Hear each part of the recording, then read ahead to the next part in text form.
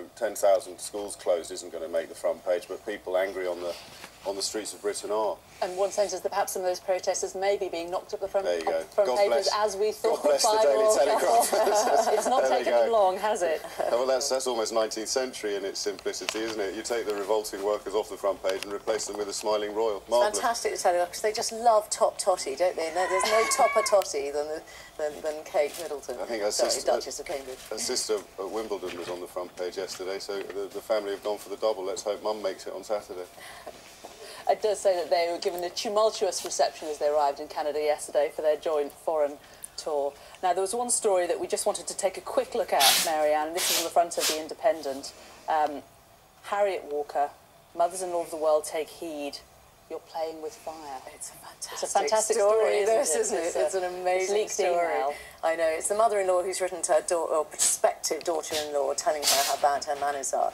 And it's really difficult, because I sort of sympathise with both, because a lot of the things she was complaining about this girl doing, I thought, yeah, you know, that's really bad manners, and you shouldn't do that in someone else's house. But the email itself was so rude that it sort of cancelled out, you know, saying, she said, I pity my son marrying you. I mean, God, how much ruder can you get than that? I think my mother-in-law might be watching tonight, so I better watch what I say and make sure I get my thank you notes when I've got to get home.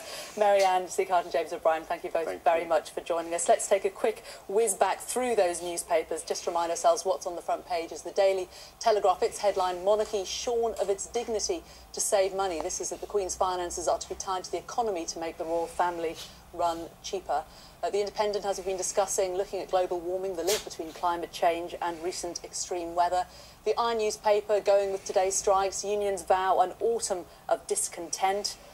The Guardian too picturing those strikes, but also its exclusive story about how the British nuclear government apparently approached nuclear companies to draw up a coordinated PR strategy to play down the Fukushima nuclear plant. And the Financial Times, finally, let's see if we can get that up there. It's picturing also the protests and also its headline, Lloyds to axe 15,000 jobs in shake-up.